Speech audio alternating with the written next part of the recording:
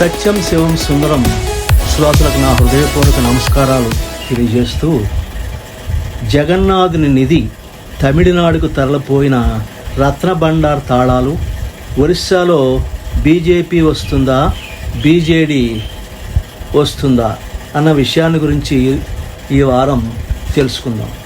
ఒరిస్సాలో Congress, BJP, బీజేడీల election ప్రచారం పరస్పర ఆరోపణలు సముద్రపు హోర్లాగా వినుమూదిన అంటుతూ ఉంది. ఒరిస్సాలో 2024 ఎన్నికలు 3 విభాగాలుగా మే 13న మొదలయ్యాయి.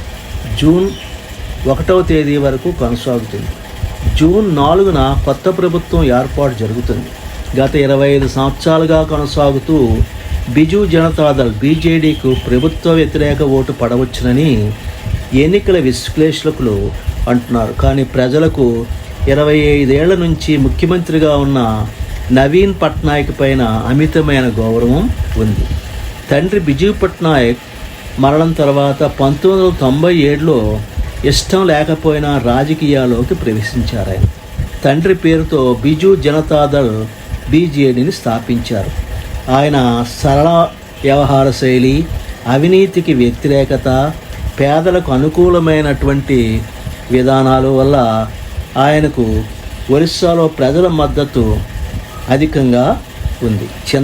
చిన్నప్పటి నుండి ఒరిస్సాను దూరంగా గడపడం వల్ల ఒరియాలో వ్రాయడం, మాట్లాడడంలో వెనుకబడడం ప్రతిపక్షాల విమర్శలకు తావునిస్తూ ఉంది. భారతదేశంలో అతి ఎక్కువ కాలం ముఖ్యమంత్రిగా పనిచేసిన వారిలో ఈయన 2వ వారు. అయితే ఇప్పుడు 2024 ఎలక్షన్ వ్యవహారానికి వస్తే బీజేపీ వారు ఈయన్ని కేంద్రంగా విమర్శిస్తున్నారు. మే 6వ తేదీన 42 డిగ్రీల ఉష్ణోగ్రత వద్ద మన భారత ప్రధాని శ్రీ మోడీ గారు బెరహంపూర్లో ఏర్పాటు చేసిన బహిరంగ సభల్లో ఏప్రిల్ 20న ఏర్పాటు చేసిన రాహుల్ గాంధీ కేంద్రపడ వద్ద విపరీతమైన జనసమూహాల్లో హాజరైనారు. ఇది బీజేడీపై వ్యతిరేకతను చూపుతుందేమోనన్న నమ్మకం కలుగుతుంది. కానీ ప్రజలు ప్రభుత్వం పైన విముఖత చూపుతున్నారేమో కానీ తమ అభిమాని అయిన నవీన్ పట్నాయక్ గారి మీద కాదు. ప్రధానమంత్రి మోడీ మాట్లాడుతూ, జూన్ 4వ తేదీ బీజేడీకి ఆఖరి రోజు, బీజేపీనే ప్రభుత్వం పగ్గాలు చేపడుతుందని అన్నారు. ఎన్నికల విశ్లేషకుడు ప్రశాంత్ కిషోర్ మాట్లాడుతూ, బీజేపీనే ఈసారి ఎన్నికలలో విజయం సాధిస్తుందని అన్నారు. అమిత్ షా వంటి పెద్ద నాయకులందరూ, ఒరిస్సా ప్రజలందరూ ప్రభుత్వానికి వ్యతిరేకంగా విసుగు చెంది ఉన్నారని, ప్రభుత్వం అవినీతి పరులైన నాయకులతో నిండిపోయిందని చెప్పారు. సీనియర్ జర్నలిస్టులు ఒరిస్సా అంతా తిరిగి టీ తాగుతున్న సాధారణ ప్రజలను, చిన్న కిళ్ళీ కొట్టు వారిని ఇంటర్వ్యూలు చేయగా, కొందరు తాము కమలం పార్టీకే ఓటు వేస్తామని అన్నారు. మరికొందరు బీజేడీకి అని అన్నారు. విలేకరులు మాట్లాడుతూ, బీజేడీకి సంస్థాగతంగానూ సాధారణ ప్రజల్లోనూ మంచి స్థానం ఉన్నట్లుగా చెప్పడం జరిగింది. అందుచేత బీజేడీని ఓటించడం కష్టమని అన్నారు. గిరిజనులు, పేదలు ప్రభుత్వంపై విసిగినట్లయితే వారి ఓట్లు బీజేపీ నుండి బీజేపీకి పడతాయి. ఈ ఎన్నికలు ప్రముఖంగా ఉన్నాయి. 1 బీజేపీ, 2 బీజేడీ, 3 కాంగ్రెస్ వారు బీజేపీ సీట్లను కొన్ని లాగుకున్న ప్రమాదం ఉంది. అప్పుడు బీజేపీ లాభపడుతుంది. సోషల్ మీడియా ప్రచారం బీజేడీకి నష్టం కలుగజేసి బీజేపీ గెలుపుకు తోడ్పడుతుంది. కొందరి అభిప్రాయం ప్రకారం బీజేపీ ఒరిస్సా ప్రజలకు చేసిన ఏమీ లేదని, కానీ ప్రజలు మార్పును కోరుకున్న పక్షంలో అది బీజేపీకి నెగ్గడానికి తోడ్పడుతుందని అన్నారు. ఒరిస్సాలో బీజేపీ బలం పెరుగుతూ వస్తున్నది.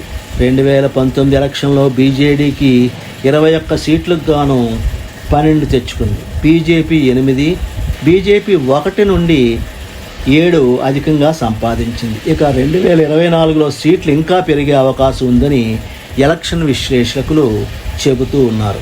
ఇక అసెంబ్లీ ఎన్నికల విషయానికి వస్తే 2019లో బీజేడీ 112, 187 సీట్లకు బీజేపీ బలం 13 నుంచి 23కు పెరిగింది. ఇలా బీజేపీ కాంగ్రెస్కు ప్రతిపక్షం నుండి తప్పించింది. అయితే ఇప్పుడు బీజేడీకి ప్రతిపక్షం ముఖ్యంగా బీజేపీ నుండి 2 ముఖ్యమైన ఆరోపణలు ఎదురవుతూ ఉన్నాయి. ఒకటి తమిళుడైన పాండ్యన్, రెండవది జగన్నాథుని నిధి. రత్నభండార్ తాళాలు తమిళనాడుకి తరలిపోయాయని బీజేపీ మొదటి ఆరోపణల గురించి తెలుసుకుందాం. వికే పాండ్యన్ తమిళనాడులో పుట్టిన ఒరిస్సా కేడర్కి చెందిన ఐఏఎస్ ఆఫీసర్. అతని భార్య సుజాతా రౌత్ ప్రస్తుతం ఆర్ కార్తికేయన్ ఐఏఎస్ ఆఫీసర్. 2000 సంవత్సరంలో బ్యాచ్కి చెందినవారు. ఈమె కేంద్రపడాకు చెందిన గ్రామంలో పుట్టి పెరిగారు. ప్రస్తుతం ఈమెకు ఎలక్షన్లకు సంబంధించని స్టీల్ ఫైనాన్స్ డిపార్ట్మెంట్ ఈసీఐ బదిలీ చేసింది. ఈయన ఒక ఉద్యోగ సీఎం ఆఫీసులో చేరి శ్రీ నవీన్ పట్నాయక్ ఆదరణ పాత్రుడు అయ్యాడు. ఉద్యోగానికి రాజీనామా చేసి బీజేడీలో చేరాడు. అతి త్వరలోనే బీజేడీలో ఆయన ఒక మంచి స్థానం సంపాదించి చాలామందికి అయిష్టుడిగా మారాడు. పాండ్యన్ తనను ఉద్దేశించి చెబుతూ, నేను పుట్టుకతో భారతీయుడిని, నా శ్వాస ఒరిస్సాది అని అంటారు. నా పిల్లలు కూడా ఒరియానే మాట్లాడతారు. నేడు పాండ్యన్ అన్ని ప్రతిపక్షాల విమర్శలకు గురవుతున్న వ్యక్తి. ప్రధాని Narendra Modi, home minister Amit Shah, BJP president JP Nadda, Rahul Gandhi ఇలా అందరూ అనేక విధాలుగా అతనిపై విమర్శలు కురిపిస్తున్నారు. ఒరిస్సా రాష్ట్రం ఒక భాషాపరంగా ఏర్పాటైనటువంటి రాష్ట్రమని, ఈ పాండ్యన్ ద్వారా ఈ రాష్ట్రం తన గౌరవాన్ని పోగొట్టుకుంటున్నదని వారు విమర్శలు చేస్తున్నారు. శ్రీ నవీన్ పట్నాయక్ వారికి 77 ఏళ్ళు వచ్చాయి. వారి తర్వాత ఎవరు అన్న ప్రశ్నకు జవాబు ఇస్తూ, శ్రీ నవీన్ పట్నాయక్ గారికి వారసులు ఆయన కష్టించి పనిచేసే తత్వం, ఆయన నిబద్ధత, రాష్ట్రానికి నమ్మకంతో చేసినటువంటి సేవలను చెప్తూ శ్రీ నవీన్ పట్నాయక్ గారు ఒరిస్సా ప్రజలే తన వారసులు నిలుస్తారని అనేకసార్లు అన్నారని చెప్పారు. ఈ ఎన్నికల్లో నవీన్ పట్నాయక్ గారు 2 అసెంబ్లీ స్థానాల్లో పోటీ చేయడం గురించి బీజేపీ మాట్లాడుతూ, ఎన్నికలైన తర్వాత 2వ స్థానం నుంచి పాండ్యను నిలబెట్టి తన వారసత్వాన్ని పాండ్యన్కు అప్పగిస్తారని చెప్పి అంటున్నారు. ఇక పూరిలో శ్రీ జగన్నాథుని గుడిలో 12వ శతాబ్దంలో నిర్మించబడింది.